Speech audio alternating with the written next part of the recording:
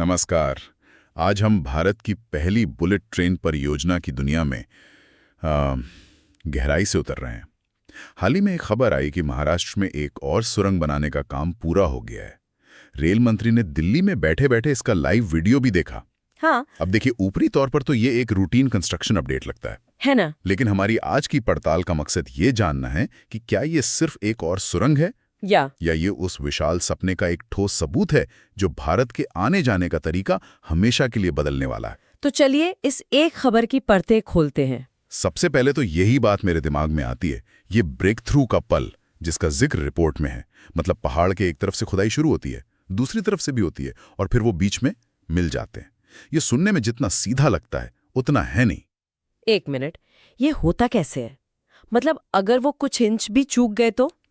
क्या वो कोई खास तरह का जीपीएस इस्तेमाल करते हैं? ये सवाल बहुत दिलचस्प है क्योंकि यहीं पर इस प्रोजेक्ट की इंजीनियरिंग का जादू छिपा है। ये कोई आम जीपीएस नहीं होता है। अच्छा। इसके लिए बेहद सटीक सर्वेइंग टेक्नोलॉजी और लेजर गाइडेड टनल बोरिंग मशीनें मतलब टीवीएम्स उनका इस्तेमाल होता है। सोचिए 1.5 किलोमीटर के फासले पर जमीन के नीचे दो टीमें एक दूसरे की तरफ बढ़ रही हैं और उन्हें एक ऐसे पॉइंट पर मिलना है जिसकी चौड़ाई शायद एक अखबार जितनी हो।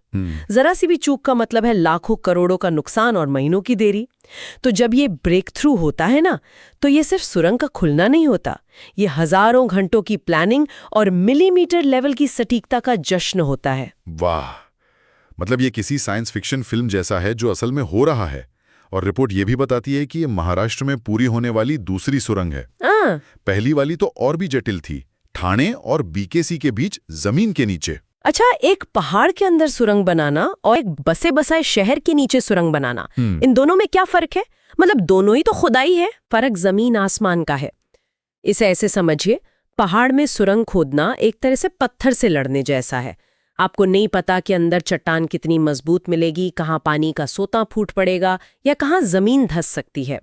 वो एक प्राकृतिक चुनौती है। वहीं मुंबई जैसे शहर के नीचे सुरंग बनाना, वो एक सर्जरी करने जैसा है।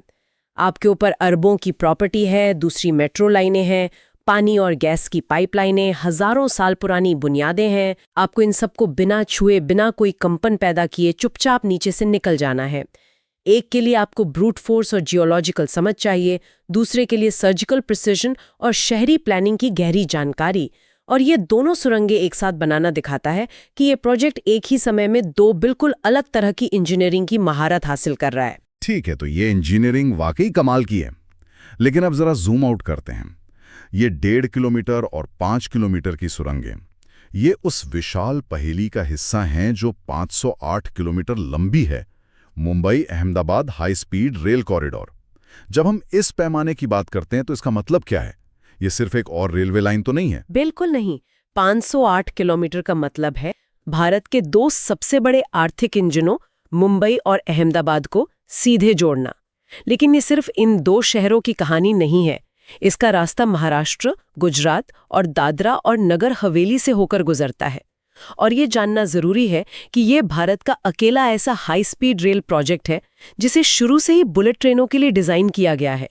हमारे पास तेजस और वंदे भारत जैसी तेज ट्रेनें हैं जो बहुत अच्छी हैं, लेकिन ये कॉरिडोर, ये 320 किलोमीटर प्रति घंटे की रफ्तार के लिए बनाया जा रहा है।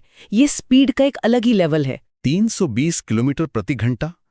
मैं बस कल्पना करने की कोशिश कर रहा हूं। अभी सड़क से मुंबई अहमदाबाद जाने में 9-10 घंटे लगते हैं, अच्छी ट्रेनों से भी 6-7 घंटे।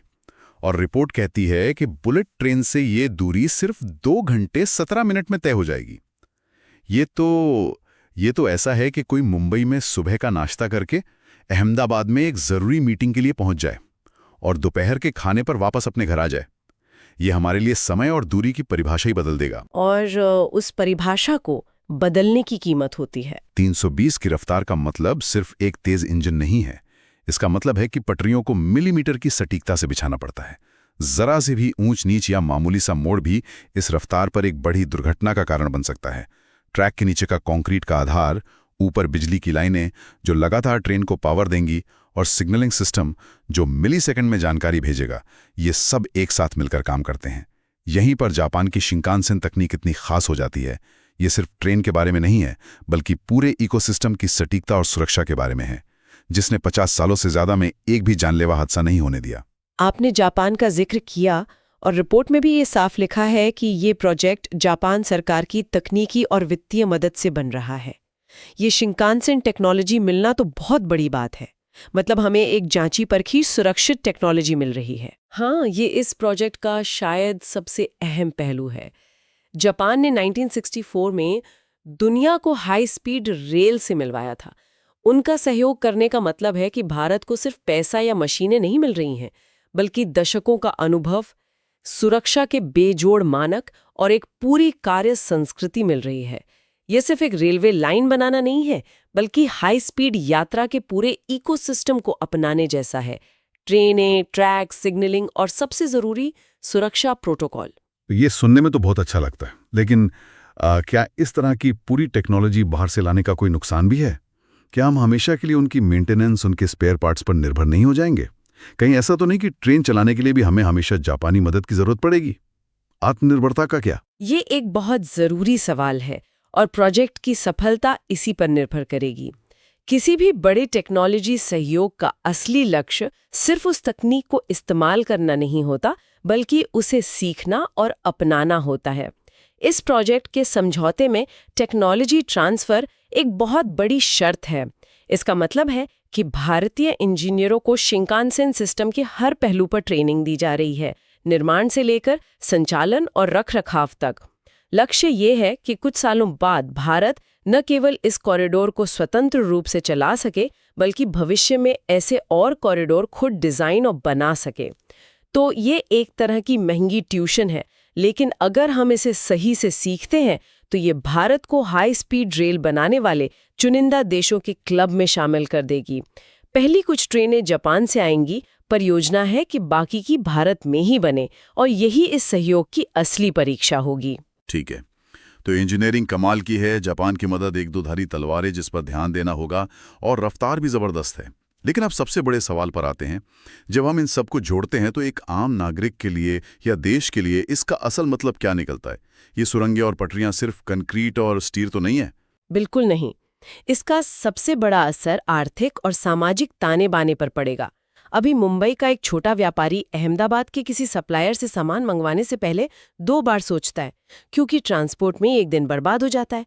जब यही दूरी 2 घंटे की हो जाएगी तो अहमदाबाद एक तरह से मुंबई का पड़ोसी या एक बड़ा उपनगर बन जाएगा। छोटे और मध्यम आकार के व्यवसायों के लिए एक पूरा नया बाजार खुल जाएगा। लोग ज्यादा आसानी से एक दूसरे से मिलेंगे, व्यापार बढ़ेगा और दोनों शहरों के बीच का आर्थिक गलियारा और मजबूत होगा। ये तो बड़े शहरों की बात हुई। उन छोटे शहरों का क्या जो रास्ते में पड़ेंगे, जैसे विरार, बोईसर, वापी या सूरत? क्या उन पर भी कोई असर होगा? ये इसका सबसे दिलचस्प और शायद अनपेक्षित प्रभाव हो सकता है। हाई स्पीड रेल सिर्फ 2 अंतिम बिंदुओं को नहीं जोड़ती, ये बीच के हर स्टेशन को एक नई पहचान देती है। सोचिए, कोई व्यक्ति वापी में रह सकता है जहां घर सस्ते हैं और जीवन की गुणवत्ता बेहतर है, और वो रोज मुंबई के बीकेसी में काम करने आ जा सकता है। उसका यात्रा का समय शायद मुंबई के एक कोने से दूसरे कोने जाने वाले व्यक्ति से भी कम होगा। अच्छा। हाँ, इससे इन छोटे शहरों में रियल एस्टेट का विकास हो सकता है, नई नौकरियां पैदा हो सकती हैं और ये शहर अपने आप में नए आर्थिक केंद्र बन सकते हैं। हम सिर्फ एक ट्रांसपोर्ट लिंक नहीं बना रहे हैं, हम मुंबई और अहमदाबाद के बीच एक पूरा नया मेगा रीजन या विशाल क्षेत्र विकसित कर रहे हैं। मतलब ये प्रोजेक्ट सिर्फ भारत की तकनीकी क्षमता का प्रदर्शन नहीं है, बल्कि ये भविष्य के भारत का एक ब्लूप्रिंट भी है। जी, एक ऐसा भारत जहां शहर सिर्फ अपनी सीमाओं में नहीं, बल्कि एक दूसरे से जुड़कर विकसित होंगे। एकदम सही। और इससे भविष्य की बात नहीं है। हर बार जब कोई सुरंग पूरी होती है या कोई पुल बनता है, तो ये प्रोजेक्ट में काम करे हजारों लोगों का मनोबल बढ़ाता है और जनता में भी विश्वास जगाता है कि महत्वाकांक्षी सपना अब हकीकत बन रहा है।